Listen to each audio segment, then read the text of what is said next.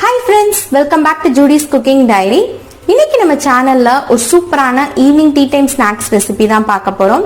கோதுமை மாவுல பிஸ்கட்ஸ் எப்படி செய்யறதுன்னு பார்க்கலாம். ரொம்பவே டேஸ்டி அண்ட் ஹெல்த்தியான ரெசிபியும் கூட. குழந்தைங்க எல்லாம் ரொம்ப விரும்பி சாப்பிடுவாங்க. இது எக் யூஸ் பண்ணாம அவன் இல்லாம அடுப்புல செஞ்சு காமிச்சிருக்கேன். ரொம்பவே கிரன்ச்சியான டேஸ்டியான இந்த பிஸ்கட்ஸ் எப்படி செய்யறதுன்னு பார்க்கலாம். வாங்க வீடியோக்குள்ள போலாம்.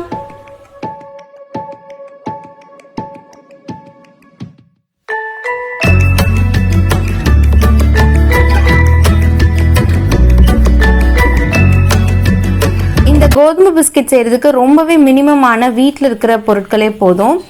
1/4 கப் அளவுக்கு சாஃப்டான அன்சால்டட் பட்டர் ரூம் டெம்பரேச்சரில் வச்சுக்கோங்க.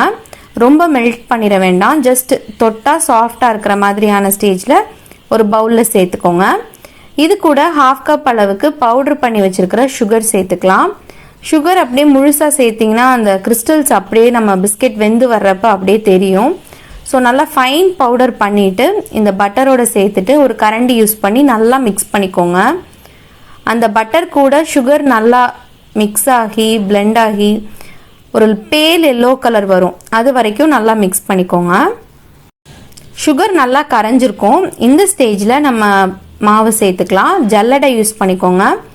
1 கப் அளவுக்கு கோதுமை மாவு, இது கூட 1/2 டீஸ்பூன் அளவுக்கு baking powder, 1/2 teaspoon baking soda சேர்த்துக்கோங்க.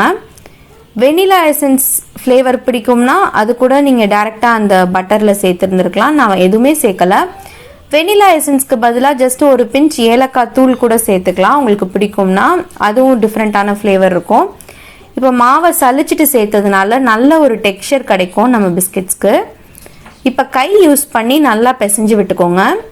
ஓரளவுக்கு நல்லா கம்பைன் ஆகி பட்டர்லாம் இருக்கிற இடம் தெரியாமல் அந்த மாவில் கலந்து லைட்டாக ஒரு கிரம்பிள் டெக்ஸ்சர் வரும். இந்த ஸ்டேஜில் நம்ம பால் சேர்த்துக்கலாம். நான் சொல்லியிருக்கிற மெஷர்மெண்ட்டுக்கு பார்த்தீங்கன்னா எக்ஸாக்டாக 3 டேபிள் ஸ்பூன்ஸ் அளவுக்கு பால் தேவைப்படும். காய்ச்சி ஆற வச்சு ரூம் டெம்பரேச்சரில் இருக்கிற பால் தான் சேர்த்துக்கணும்.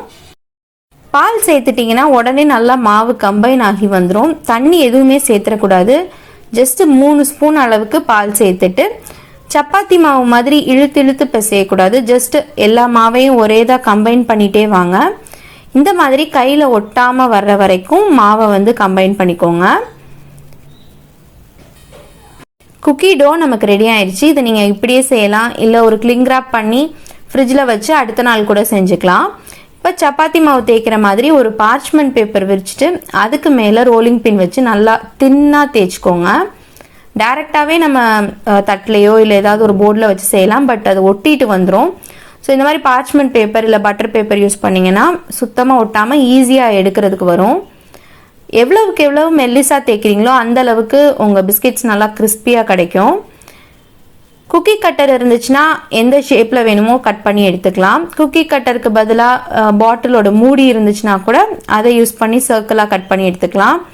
எதுவுமே வேண்டாம். ஜஸ்ட் சின்ன சின்ன பால்ஸாக உருட்டிட்டு லைட்டாக தட்டி அப்படியே கூட நீங்கள் வேக வச்சு எடுக்கலாம். அதுவும் நல்லாயிருக்கும். இந்த மாதிரி கேக் கோம்பு இருந்துச்சுன்னா அதை யூஸ் பண்ணிங்கன்னா கொஞ்சம் ஃபேன்சியாக இருக்கும். ஈக்குவல் ஷேப்பில் இந்த மாதிரி ரெக்டாங்கிள்ஸாக கட் பண்ணிவிட்டு சென்டரில் டூத்பிக் யூஸ் பண்ணி குட்டி குட்டி ஹோலாக போட்டுக்கோங்க. கொஞ்சம் நல்லாயிருக்கும் பார்க்குறதுக்கு. நம்ம நைஸ் டைம் பிஸ்கெட்ஸ் மாதிரி இருக்கும். ஸோ இந்த டூத்பிக் யூஸ் பண்ணி ஹோல் போட்டதுக்கப்புறம் மேலே கொஞ்சமாக சுகர் ஸ்ப்ரிங்கிள் பண்ணி விட்டுக்கோங்க. ஸோ இதே மாதிரி அடுத்தடுத்த பேட்ச்க்கும் ரெடி பண்ணி வச்சுக்கோங்க. 5 நிமிஷம் மீடியம் ஃப்ளேமில் வச்சு குக்கரை ஸ்டாண்ட் போட்டு கேஸ்கெட் போடாமல் 5 மினிட்ஸ் ப்ரீ ஹீட் பண்ணி வச்சுருக்கேன். ஸோ அதில் இந்த தட்டை வச்சு ஒரு 10 to 15 மினிட்ஸ் லோ ஃப்ளேமில் வச்சு குக் பண்ணிங்கன்னா அந்த அவுட்டர் எட்ஜஸ்லாம் நல்லா ஒரு ப்ரௌன் கலரில் லைட் ப்ரௌன் கலரில் சூப்பராக நமக்கு குக்கீஸ் ரெடி ஆகிடுச்சு. இதை நீங்கள் 2 to 3 டேஸ் வரைக்கும் ஒரு ஏர்டைட் கண்டெய்னரில் போட்டு வச்சிங்கன்னா அப்படியே இருக்கும். ஸோ நல்லா சூப்பர் கிறிஸ்பியாக க்ரன்ச்சியாக நமக்கு வீட் பிஸ்கெட்ஸ் ரெடி ஆயிடுச்சு. ஃபஸ்ட்டு பேட்ச் பண்ணுறதுக்கு தான் 10 to 15 மினிட்ஸ் ஆகும். நெக்ஸ்ட் நீங்கள் பண்ண 10 மினிட்ஸ் 12 மினிட்ஸ்லேயே சீக்கிரமாக ரெடி ஆயிடும். ஸோ 5 to 10 மினிட்ஸ்க்குள்ளே அப்பப்போ செக் பண்ணி பார்த்துக்கோங்க. அவனில் வைக்கிறதுனாலும் இதே டைமிங்ஸ் தான். 180 டிகிரி செல்சியஸ் ப்ரீ ஹீட் பண்ணிவிட்டு பேக் பண்ணி எடுத்துக்கோங்க. சூப்பர் கிறிஸ்பியான இந்த பிஸ்கெட்ஸ் ட்ரை பண்ணி பார்த்துட்டு எப்படி இருக்குன்னு எனக்கு கமெண்ட்ல ஃபீட்பேக் சொல்லுங்க. நான் உங்களை நெக்ஸ்ட் வீடியோல மீட் பண்றேன். அது வரைக்கும் பாய்.